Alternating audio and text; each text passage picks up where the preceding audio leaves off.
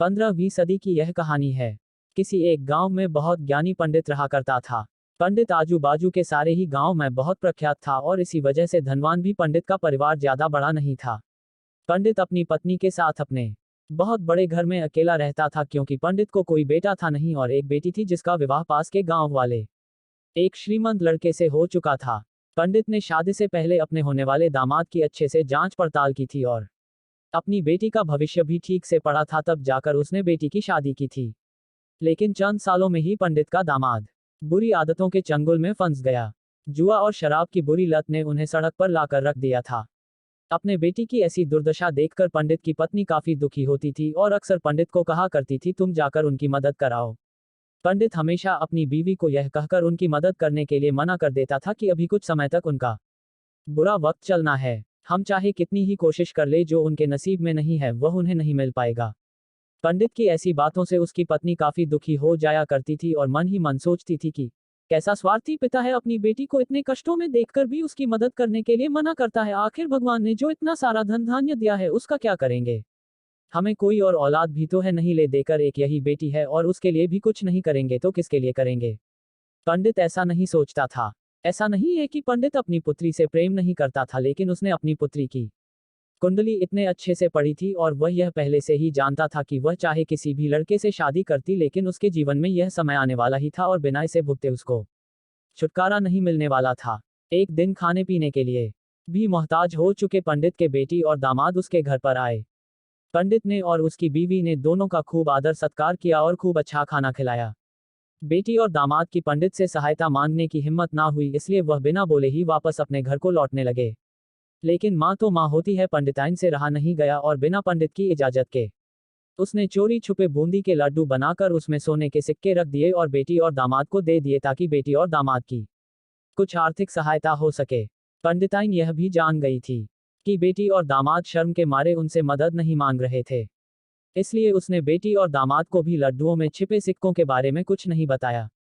जाहिर सी बात है कि जब वो लोग घर पर जाकर लड्डू खाएंगे तो उन्हें उसमें सोने के सिक्के मिल जाएंगे, इस तरह बिना उनके मांगे ही उन तक मदद पहुंच जाएगी।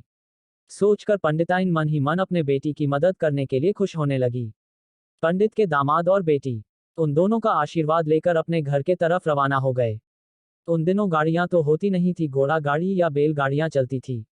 पैसे ना होते तो और चीजों की लेन देन से भी व्यवहार होता था। बेटी और दामाद का गांव पंडित के घर से कोसों दूर था, फिर भी पैसों की कमी के चलते वह चलकर अपने गांव की तरफ निकल पड़े। थोड़े दूर ही चले थे कि पंडित की बेटी के पैर में मोच आ गई और अब उसको चलना भी मुश्किल हो गया। पंडित के दामाद ने जब देखा कि उसकी बीवी अब बिल्कुल चलने में सक्षम नहीं है तो उसने एक टांगा अपने घर तक किराए पर ले लिया। दोनों पति पत्नी टांगे में बैठकर घर तक पहुंच गए, लेकिन टांगे वाले को देने के लिए उनके पास पैसे थे नहीं, इसलिए पंडिताइन ने जो बूंदी के लड्डू उन्हें दिए थे वही किराया के तौर पर उस टांगे वाले को दे दिए। टांगे वाला बूंदी के लड्डू को लेकर वहां से चला गया।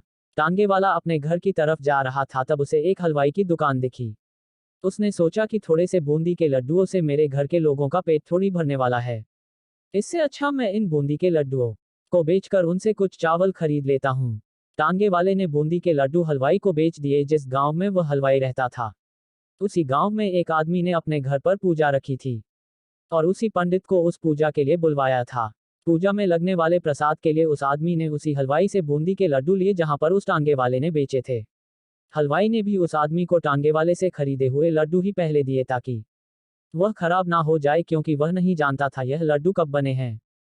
पूजा खत्म होने पर दक्षिणा और बूंदी के लड्डू लेकर जब पंडित अपने घर आया और खाना खाने बैठा तो प्रसाद में लाए बूंदी के लड्डू खाते वक्त लड्डू से सोने का सिक्का निकला।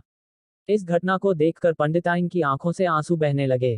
पंडित ने जब पंडिताइन से उसके रोने का कारण पूछा तो पंडिताइन ने पंडित को सब कुछ बताया और पंडित से उनकी बातों पर भरोसा ना करने के लिए माफी मांगी। पंडित ने पंडिताइन के आंसू पोंछे और कहा कि तुम्हारी तरह मैं भी हमारी बेटी को बहुत प्रेम करता हूँ, लेकिन अगर हम उसकी अब मदद करते हैं तो दामाद हमसे हमेशा ऐसे ही मदद की अपेक्षा रखेगा और अपनी बुरी आदतों को कभी नहीं छोड़ेगा। पंडिताइन भी अब पंडित की बातों से सहमत हो गई। 2-3 महीने बीत गए। पंडित के दामाद और बेटी फिर से एक बार उसके घर आए और इस बार उनकी परिस्थिति पहले से बेहतर थी, क्योंकि पिछली बार खाली हाथ जाने के बाद दामाद ने नया काम शुरू किया था और अपनी सारी बुरी आदतें भी छोड़ दी थी। दोस्तों, नसीब का लिखा नहीं बदलता। यह कहानी आपको कैसी लगी? क्या आप भी नसीब पर भरोसा रखते हैं? या फिर आप उन लोगों में से हैं जो अपना नसीब खुद अपने हाथों से लिखना चाहते हैं।